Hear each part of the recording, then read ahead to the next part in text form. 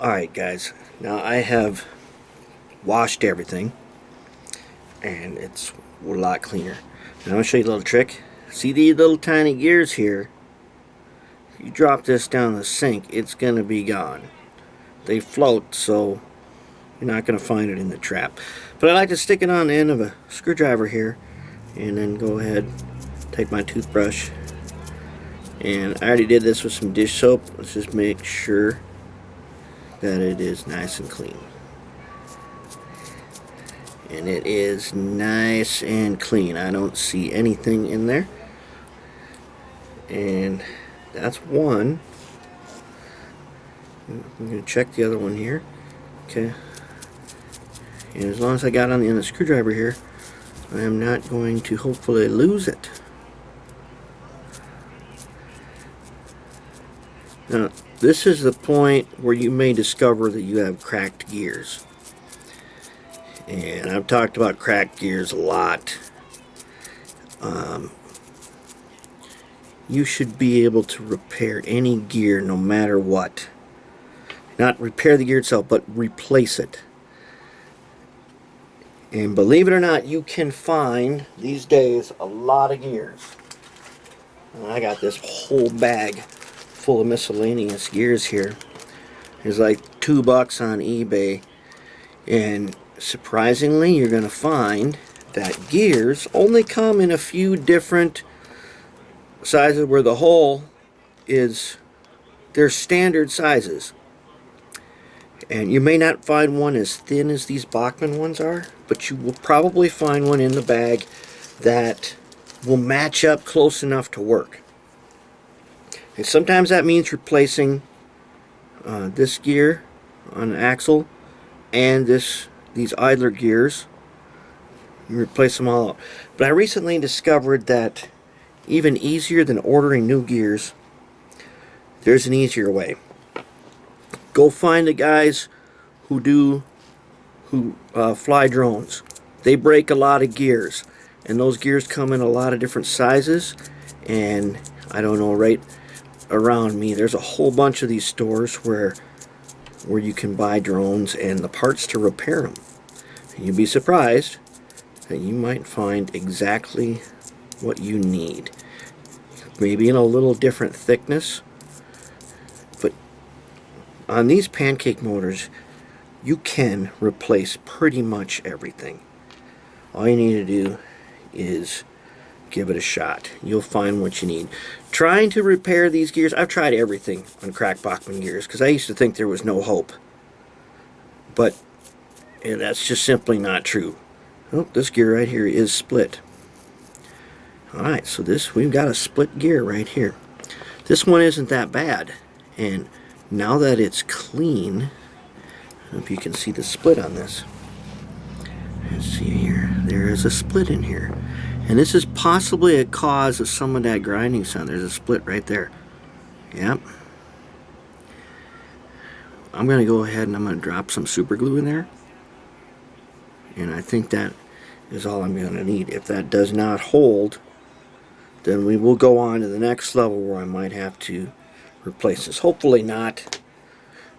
Because altogether, this video is going to be like 3-4 times longer than it actually takes you to do this yourself if you just sit down and go ahead and do it. Alright, I'm going to put a drop of super glue in there. Let's take a little glue here. Alright. Just find that guy. Alright, so he's right. I'm going to do it from the top side. Drop him down in there. Alright. I got glue in there. I'm going to give it a brush with my toothbrush. It won't hurt the toothbrush none if I get a little super glue on there. Alright. Now on this, remember in this slippery plastic, once this bonds, it's bonded. And it bonds pretty good. And it looks like that's a pretty good crack in there. Well, we're going to find out, because I'm not going to use this guy right this minute, but in a while here when we put them back together, we're going to find out if that gear is going to be okay or not.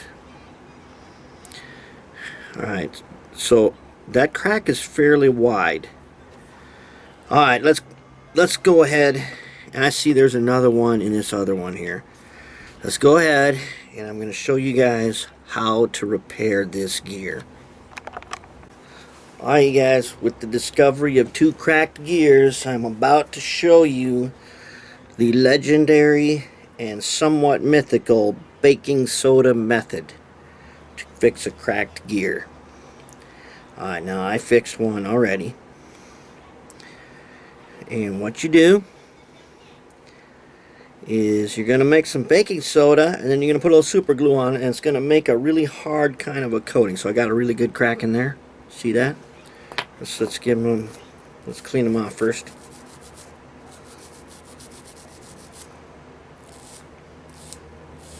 Alright, here we go. This is it.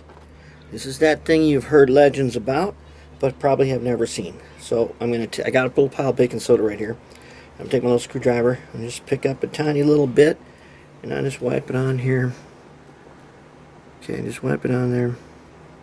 And then we'll fill in the crack and smooth it around a little bit. Just going to fill it in. And I don't want too much, because this sucker makes a really hard piece to it there. So there you go. So now I'm going to take a drop of super glue, and I don't want to get into remember there's double gears here. So I don't want to clog one of my teeth. Otherwise then I got to file it out, and I don't want to do that. So I'm just going to put a drop on there. Tiny drop there. Got a tiny drop. Take my screwdriver. Get that baking soda in there. Alright, and it forms a clear and very hard piece. Yep. And we'll let's just see if we can dust on just a little more. Give it a little extra strength. I don't like to do this if I don't have to, but it is not that hard. And then I want to make sure on the inside, which I didn't clean that good. Yeah, it's not terrible. Alright. There it is. That's it. That sucker's already hard. So we got both of these two had cracks in them. Probably causing a lot of grinding that we heard. And I'm going to clean them up a little bit with my toothbrush. And I'm not cleaning the baking soda out. When I washed them, there's still some spots that were not totally clear. I like my gears to be really clean.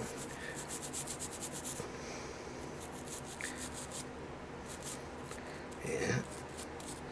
Clean up nicely. This is going to be as good as brand new. And I tell you what,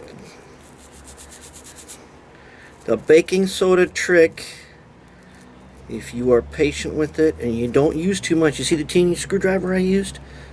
Man, this sucker's small. It'll focus in on there. That's all I used, was just the tip of it. You dust it, it fills in the crack, that's what you leave, then the super glue will go right in there, and it will make an extremely hard fill. Yeah, that's filled in nice. It's almost like a little weld in there. And that's all it takes. We have done our gear repair. We did not need to do a replacement yet. And that should hold. Now, in the past, if this locomotive had been oiled up with something that attacks plastic, we may find that we have more splits. And I noticed that one of these gears already had another split started. And I did put a little baking soda over it and a little super glue, and maybe that will hold it. But that's it. We are ready to move on to the next phase. Alright, so what I want to do now is I want to replace this traction tire. And what the traction tire is, it's a little rubber band that fits in a groove in the wheel here, and it gives the locomotive a lot more pulling power than it would normally have. And that's kind of typical of 70s and 80s toy locomotives especially. It really gave them some power, and it gave them traction. But in steam locomotives, in order for them to really get the traction that they needed, traction tires used to be very common. They're very easy to replace. You'll easily find tons of traction tires on eBay. They're only $1 or $2 for a bag of them. This traction tire, after washing it, it doesn't look that bad, but I did notice it is hard, and that means it's got to go. It should be soft so that it can really grip the rail. And I'm just going to take my X-Acto knife here, and I'm going to go ahead. I'm just going to get under there, and I'm going to just peel it off. Yeah, this traction tire does not have any flexibility. That's the old one. It's well worn out. Now here's a new one that has not been used. That's our, look at that. Yep, that's the way it's supposed to be. And to get it on here, I'm just going to take my little screwdriver, and I'm just going to hold on to it. I'm just going to peel it around there. And to make sure that it's in place, I'm going to take my little tiny screwdriver, and I'm just going to run it around the inside here. This thing will be nice and seated now. Okay, that's it. New traction tire. Simple procedure, you can do that. Now, once again, I notice this gear is not totally cleaned out. It's dry, it's been washed, but I'm just going to take my toothbrush, soft toothbrush, and get this gear totally clean. Alright, it's nice and clean now. And that's the way we want. I don't want any foreign objects in here when I put the new, I'm going to use some lithium grease on this. And it's going to be really nice. Alright, so let's take a look at the other gear. And that looks pretty good. Just clean it. Okay. What we're going to do now is we're going to do some wheel cleaning.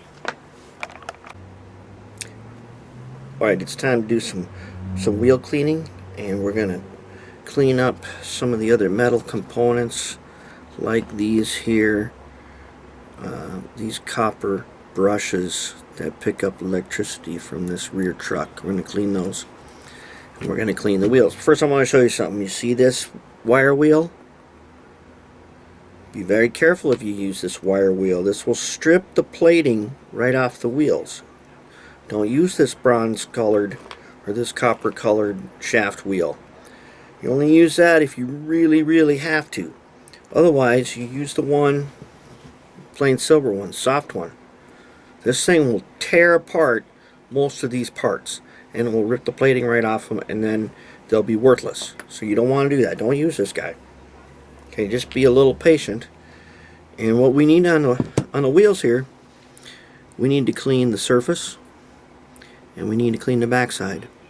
And while we got them out, we're going to go ahead and we're going to do a little weathering on them at this time. As long as they're out, we're going to paint the inside here so it's not nice, so it matches the trucks. We're going to make them all match. We'll get to that in a minute here. I'm going to show you. I'm going to clean one here, just so you can see. On the lowest speed, I take my moto tool. And you'll notice when you're doing this, you go around one way, it'll look kind of hazy. You go around the other way, it'll look nice and shiny. So it doesn't take a lot. You just go around them. Sometimes it can be really dirty and hard, and it can be a little bit corroded. We want to get them nice and shiny again. There, that's all it takes on that one. And now I'm just going to hit the inside of this guy a little bit. This one doesn't have any power pickup on it. This is the front one. But it is possible, using sheets of copper, you can make power pickup for these. And we're not going to do that on this one. But it's very easy to do that. You're just making these little copper pieces here. Some little copper wipers. And I'll tell you what, later on when we get to this is the body from a C628 that we're going to do later, and we're going to fix this thing up real good. We're going to add a little bit of extra electrical pickup to it using some copper wipers. But that's for a project for later. Right now, we're just going to try to clean up. Now we got these little guys here that we took off Remember these guys? They're holding the motor brushes.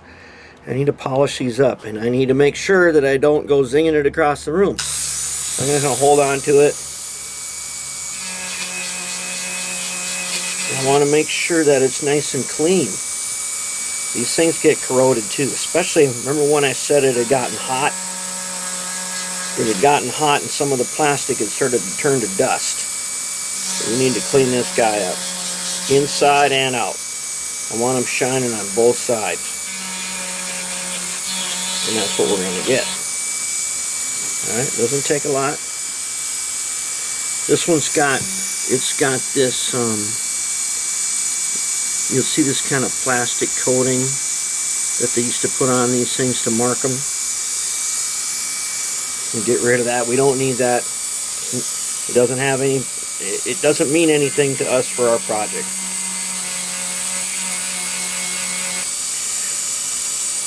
But I'm not doing too much. I don't want to rip this thing apart.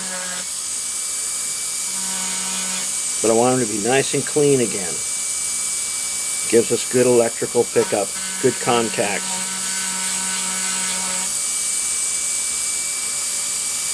And I'm holding them nice and firm to the table. And that's it. Those guys are good. And then I want to get these little rings, which they can need some soldering sometimes, but we'll get to that a little bit. So I'm going to go ahead and clean up the rest of the stuff, and then we'll do a little weathering and then put it all back together.